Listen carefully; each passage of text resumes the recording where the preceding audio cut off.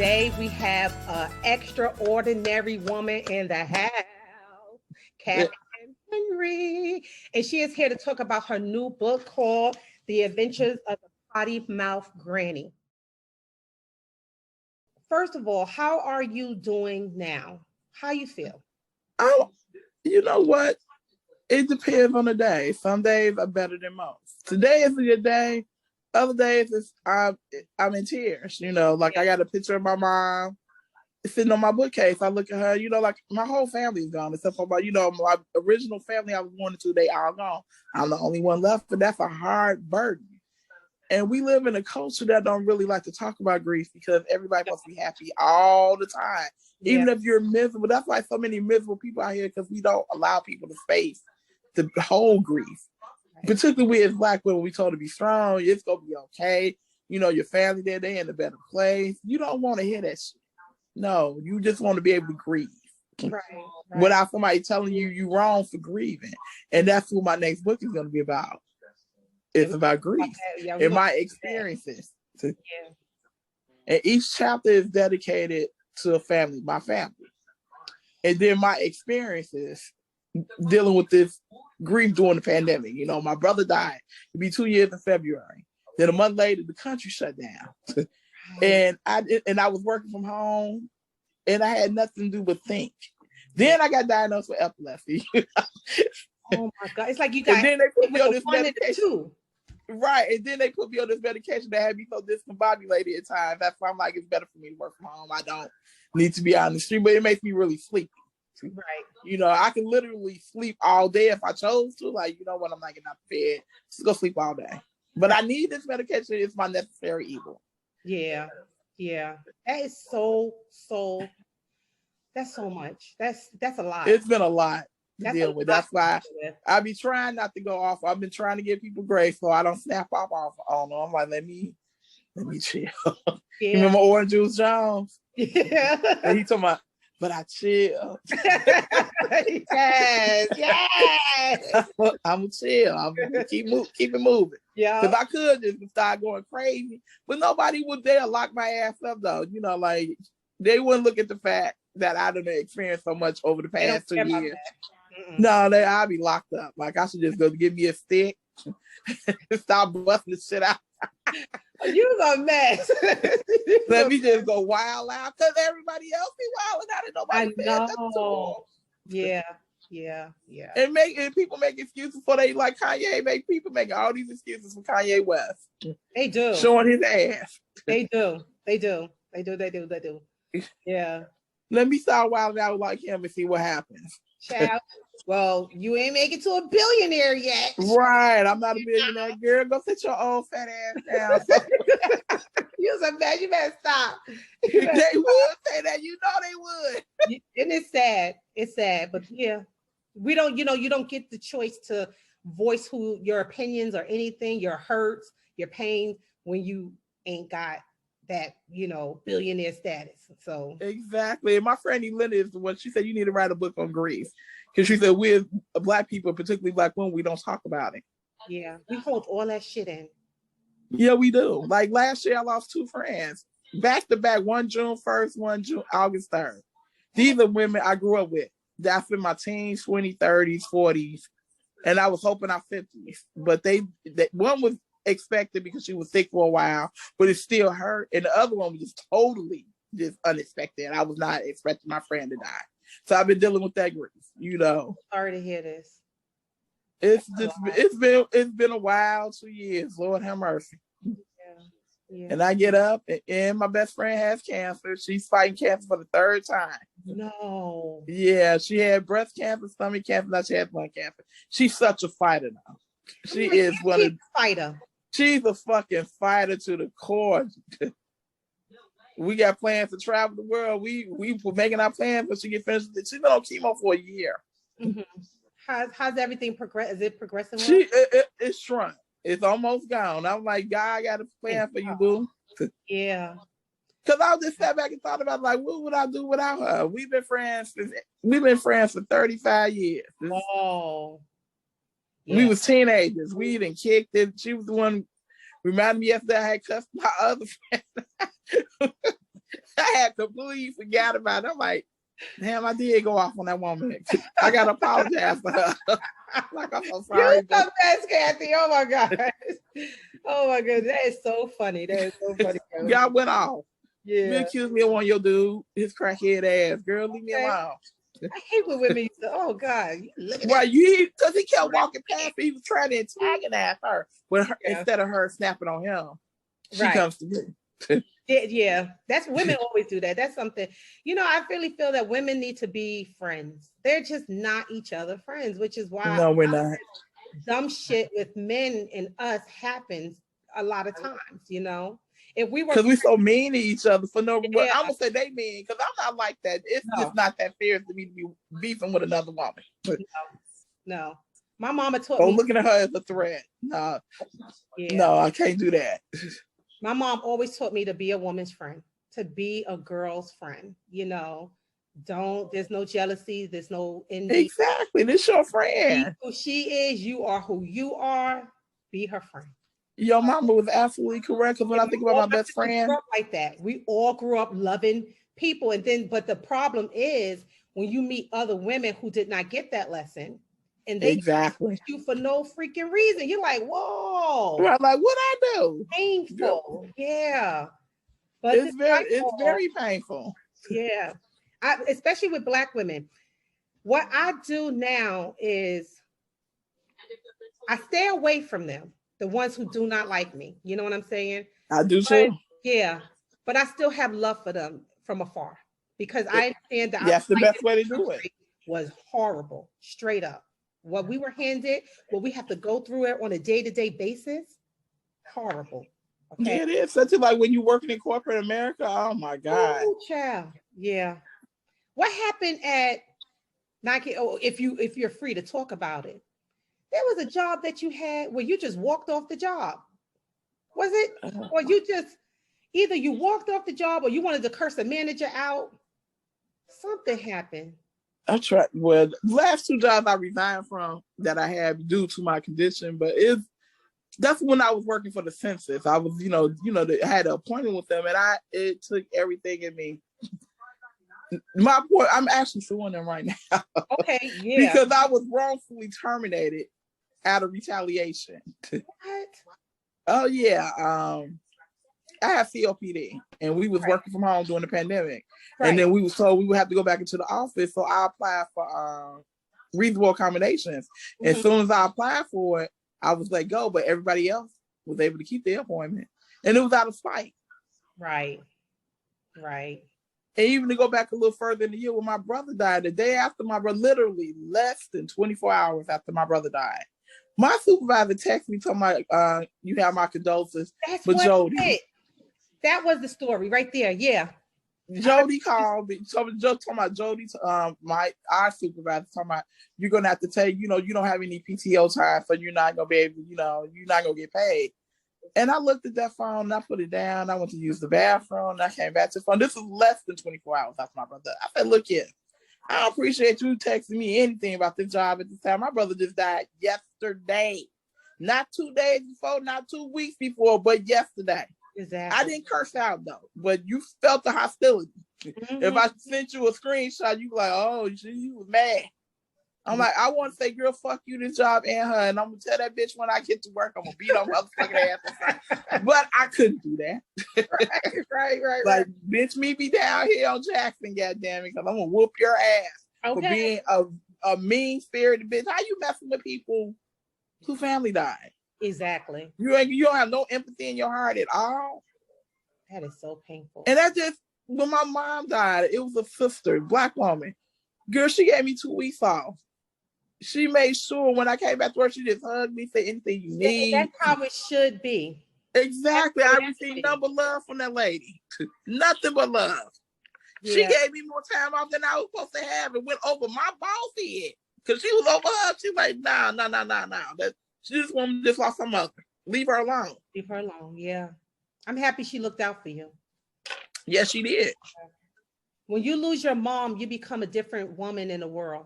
Yeah, your life has changed forever. Yeah. And just like with men too, when they lose their mom, or their pops, they become different people, and we just become different people. And it's almost as if we have to step up and now become heads of the family, you know? Yeah, you the patriarch or the patriarch or the matriarch. You the head of the family. Yeah. And I see you, your family, let me tell you something. For you to come from Chicago, okay, single mama most of the time, Most of the time, with those 3 babies, for them to have grown into some beautiful humans says a lot about you. oh, the girl don't make me cry. You know? It says a lot about you. And my oldest just received her master's degree in accounting and financial management. What the hell I'm talking about? She sent me a copy of it. I just broke down and cried, girl. Oh, I cried. I'm like, this is the baby I had at 16 years old. Okay. The one that people was telling me wasn't gonna be shit because she was born to a teenage mother. Right. I wasn't gonna allow my children to become statistics. I don't give a fuck what society say. Right. Fuck society.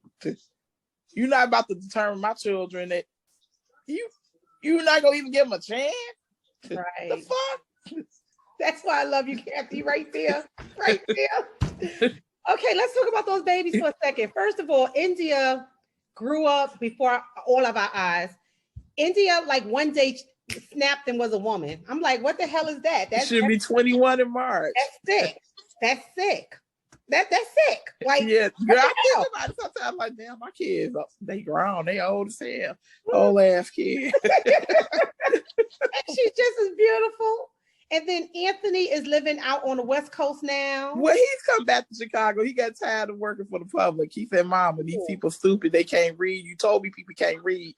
Because I told him there's a lot of functioning illiterates in this country. I told him he didn't want to believe it because he's a nice guy who want to believe the best of him. I'm like, some of these people can't read. And then he said the public is really ignorant now. Yep. Due to the pandemic. And he was working at the airport. He said he got, you working for TSA, so you got to check people bad. He asked them up front, do you have a computer? You have your laptop? No, he look in the bag. It's a laptop. I don't know how he got there. He like, I got sick of that shit, Mama. Well, I'm happy he's back because I know you need his support. You know, you need. Yeah, I need it, but I was proud of him. You know, because I couldn't wait to visit. And I'm like, well, damn, boo. He'll probably be back there again. You know? He loves California. He loved LA. He just didn't like working for TSA. He said he doesn't want to work with the public anymore. He's working with the public now. But he's tired of the public. I told him, you need to go get you some IT certification. He's a computer whiz. Okay. You can work from home. And he has his degree too. He just he got an associate's degree. Right. Yeah. He got his associate's. He needs to go get those certificates and that's what I told him. I'm like, because he's a whiz. He probably go right over to Silicon Valley or they're building a new one in Texas, I heard. Like a big hub there. So get him a job and make his 6 figures. You know what I'm saying? That's what I told him. I told him you deserve it. You know, he got Crohn's disease. Yes. And I think if he hadn't got diagnosed with Crohn's disease, his life would have turned out differently. But it kind of took him out for a couple months. Right. And he went from 175 pounds to 112 pounds. What? I literally was watching my child waste away. Oh my goodness. And then he went to the doctor and they figured out what he had. And then he just gained the weight back and went back to the doctor. They was looking at him in amazement, like, I said, that was your ancestors, boo. That was your grannies and TTs and them looking out for you. They laid hands on you when you sick. Okay. Like, we not ready for him yet. You got shit to do. Okay. And he's young too. Like, how does he manage that? Like, he had a flare up actually this month. This is the first flare up he had in almost 3 years. Right. He just been eating and living as well. They wanted to put him on medication, but once he started gaining his weight, they decided not to do it. Okay, gotcha. But he said, if it happens again, he is going to get on medication because it's a Crohn's disease. It's horrible because they have nothing they can do about it. And they people with this condition suffer. Yeah. Well, they can't eat. They can't use the bathroom. They be messed up. Yeah. Yeah, one of my neighbors had it and she was just in constant pain and I used to feel so sorry for her. And then finally she got some type of surgery done in her intestines or something and it alleviated some of the pain, but she was one of those who just could not eat. She was thin as hell. And she and I just felt so bad for her. Yeah, because I remember I was getting off work and I was walking down, got off the bus and he was getting out of the cab and he could barely walk. And I'm like, look at my poor baby. I'm like, I can't do nothing to help him. This is not like when he was a little boy and had a cold and I could give him some medication, put him to bed and give him some soup. It was nothing I could do. And that just hurt my soul. Yeah. Yeah. Wow. I'm happy he's doing a lot better. He's doing a lot better. He's at work right now. You know. Good. Look at Pop. Right. He went. I'm like, are you sure you ready for work? He's like, I'm okay, Mom. Yep. That's right. That's right. That's right. So Kathy, at the end of this book, you said that you have another book in store. And tell me about what's like the attention. The Adventures of, what was it? The Adventures of a Ghetto Girl, something like that. Yeah, I was gonna write about I'm gonna do this book on grief, and then the other one about just growing up as a young Black woman on the south side of Chicago.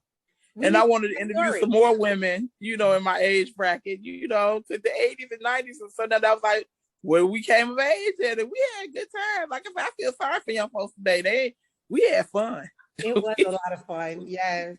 We had a lot of fun. Yes. Like you give voice, like this book gives voice to the inner city chick. You know what I'm saying? Right. Because, inner city women don't get their props. They don't give us their props. Because everybody want to be bougie, fake bougie, as I call them, your fake bougie. Everybody wants to pretend. It's okay to be, you don't have to be ashamed of where you came from. Thank you. Exactly. That's why I love Mary J. Blige, because I love Mary. I was listening to her earlier. Her album, her first album, gonna be 30 years old, same age now. Oh. Came out in 92. But Mary gave inner city girls a look and a voice, because before her, everybody was from some suburb, or if they weren't from the inner city, they were like polished down to look more shiny and bright. But Mary came in rough. And that's why I love, but people don't like Puff Daddy, as I still call him. He kept her image. I'm like, okay, you didn't try to eat because he knew. Because he instinctively knew. He saw the vision. That's why. He saw the vision. And when she came out, girls in Chicago love Black girl. We love Mary. Yeah. Because I looked at her, she could have been with my friends. She would have fit right in with my crew. I could see her now. We would be married, my friends. We would have had a great time. My mama probably wouldn't have allowed me to hang out with Mary because I was a little sheltered. But yeah. We would have kicked you with Mary. We would have had a great time. Yeah. Mary reminded me of one of my cousins. I'll fight you, but right. But she's not. That's the one I'll be like, sit down, Mary. Fuck that bitch. You ain't fighting her. Come on, let's go. Let's go. Yeah. Drag the house. Like, come on, girl. Y'all. Yeah, she definitely gave the inner city girls a look, a voice,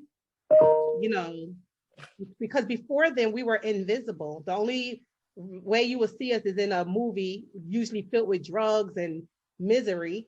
But exactly. But other than that, she gave us that image, that roundaway girl, still beautiful, sweet, loving, right, stylish. I love. Yes, I love me some Mary.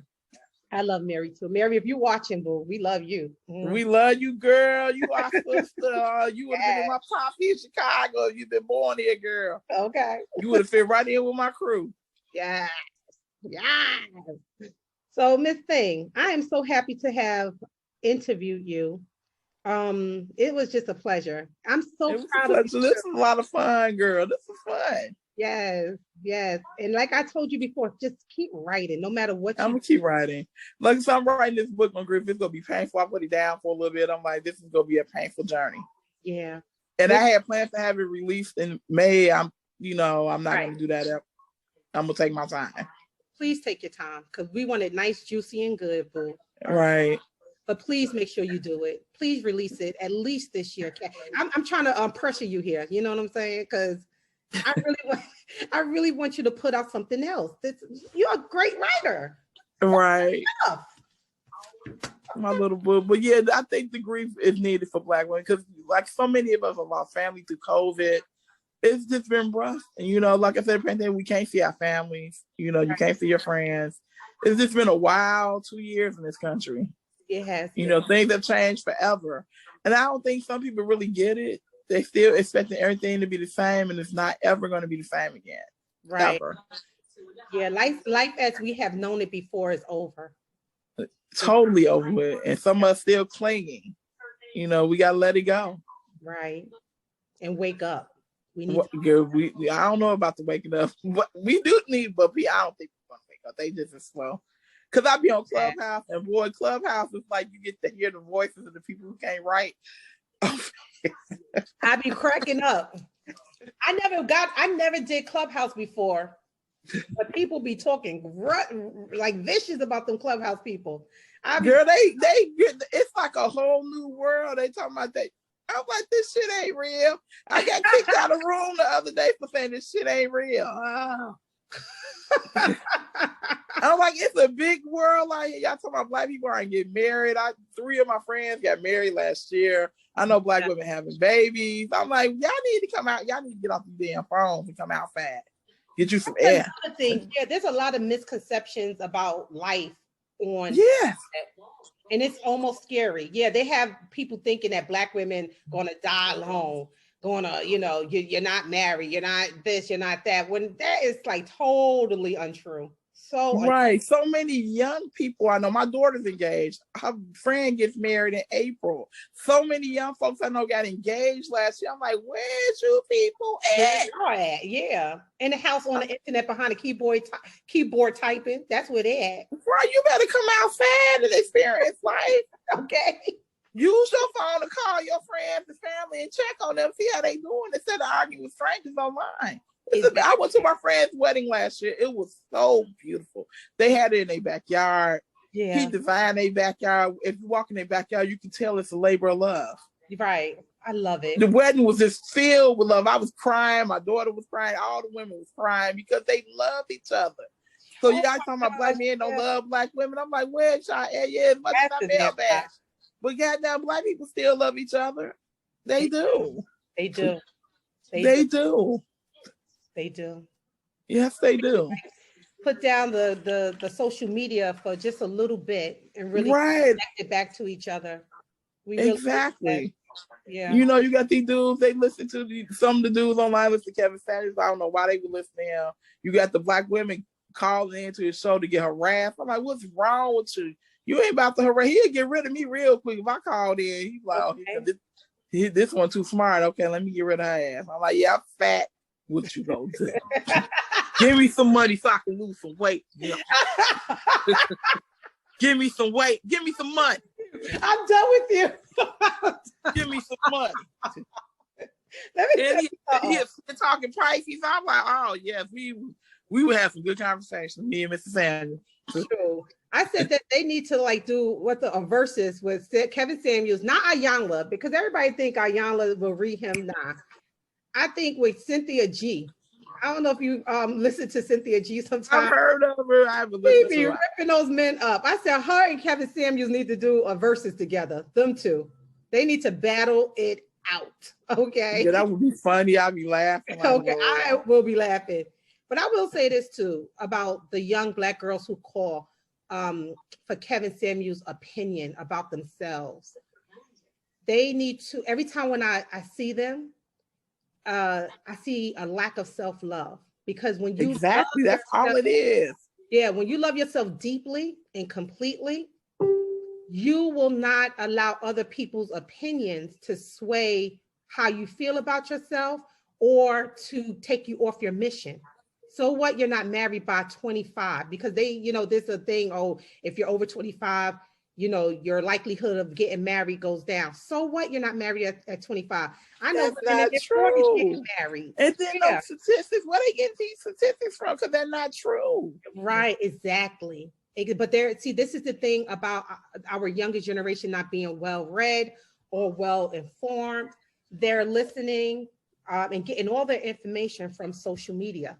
Okay, and not really engaging in society. If they engaged in society a little bit more, they will see stories out there. Right, because I've been seeing the guys talk about they want them an 18 to 20-year-old. And my daughter 20, I'm like, she don't want your ass. She probably not even thinking about getting married. No, she's only 20, she'll be 21. And most importantly, she got a mother and a father. You don't want my daughter, because I'm whooping your ass on fight for real. Get your ass. Dude, you know about to use up my daughter's youth? Get up out of here. Yeah. I remember my child's father asked me to marry him. I was 20. I'm like, I can't even think straight. What the hell? Right. The little brain just discombobulated. I had a child at 20, but I still didn't know my ass from a hole in the wall. Exactly. Know my marriage. Exactly. No, thank you. Exactly. Yeah, so they just really need to just develop some self-esteem, some self-love. And I'm talking about really give themselves the best love life ever so that they don't have to look at the opinions of Kevin Samuels or people like that to let them know how to live fully, you know. Exactly. I agree with that totally because it's sad. The city little girls calling this show, knowing how he gets for. I haven't even watched none of his videos, but I've heard about his videos, how he just destroys women when they call into his shows. Why did you set yourself up for self-torture? Yeah. Just the other day, he came up on my Instagram feed. I don't know why. It was like a sponsored video, and I was looking at some. I said, Yolanda, why are you putting your time and attention to this? Move on to the next video, you know. And I just switched over to the next video. I was like, I'm not going to give my time and attention to people like that because it's not good. It's not good for your psyche. It's not good for me to sit there and argue with him. He can't even hear my ass. I'm somewhere else. Exactly. He can't hear. Because I see the women, because like if I've never seen none of his videos, I've heard to talk about it. And then I see the young dude calling him the Godfather. And I'm like, we love to follow behind this, you know, whatever slick talking person that come out talking. Yeah. That's our new leader now. We really suffer from a savior complex. Yeah. Nobody's coming to save Black people. They're not. Not at all. Stop looking for a savior. Yeah, we need to save ourselves. Exactly. Stop looking for a savior. No one's coming to save us. That shit over with, done deal. Yep. And it's sad because a lot of these boys are babies who they don't have father figures or anything like that, or really like strong male figures in the house. And then they get mad at their mothers. I'm like, you can't really get mad at your mother for staying and taking care of you. She did the best. She had you, yes. She did the best she can under her circumstances. Where your daddy? No, that's the $1 million question that no one ever wants to talk about. You mad at your mother because she gave birth to you, talking about she should have waited to woo. If she had waited, you wouldn't be here because she wouldn't get pregnant by your father. That's the bottom line. That's the bottom line. You wouldn't be here. You rather be dead, is what you're saying? Exactly. That's what they're saying. I guess. I wonder. Some of them don't want to be here. Some of them. I look at the way they act sometimes. I'm like, I don't want to be. I like being alive. It's rough at times. It is. But I like still being here. Life is beautiful. Yes, it is. It's beautiful. Yeah. Yes, it is. We're about to end this video. Like I said before, Kathy, you are just one amazing, extraordinary woman. Thank you, boo. And when you get finished, send it to me so I can look at it. I'm like, God. And when I get out of Facebook jail, I'm sharing on my page. For sure. No, for sure. I'm in there for a month. I get out on February 18th. God damn. Yes, girl. Woo-hoo-hoo. And they did that on purpose. You're not in jail. You're in prison. Yeah, I'm in prison. I wanted to talk about my brothers. They knew. I believe somebody got it out for me there. Okay. My old, fat, middle-aged ass. I have no idea why. Why you got your claws out for me, I would never know, but... See, Facebook be on some shit. Yeah, they do. That's why I be on Clubhouse now. They, like I said, they just as wild and crazy. Kathy, can you look in the camera and tell people my name is Kathy Henry and I'm an extraordinary woman? Yes, I can. My name is Kathy Maria Henry and I'm an extraordinary woman. Yes. Okay, y'all, before I end this video, I just want to say this video was sponsored by thetruthreason.com. The reason, I'm going to actually put the link down below, but I'm actually wearing their shirt today, if you can see. Okay. Nice little hoodie. I need something like that. It's nice and warm. Let me tell you something. And the embroidery on the shirt is so dope. And it's on the sleeve as well. It's just a really nice, comfortable winter. Okay. I need some comfortable wear like that to wear to work. When I'm sitting in front of the computer, stand at it, I can be comfy. I'm going to make sure my boy gets you one, Kathy. I'll have to pick out one, boo. All right? Okay, girl. Yes, and I would rock it. I'm like, I got this from your line and this is from her boo. And I'm like, hey, we got we all we got. Yeah, we are all we have. But everybody go to the website, and there you also will see some documentaries Vigilante did on women. just various documentary on different women and their walks of life and what they're doing and how they overcame hardships to get to the place that they are today. But anyway, Kathy, thank you again for coming on. I love you to death. Okay. I love you too, boo. All right. And we will be talking soon. Yes, we will. Have a wonderful Sunday, boo. You too. Bye-bye. Bye.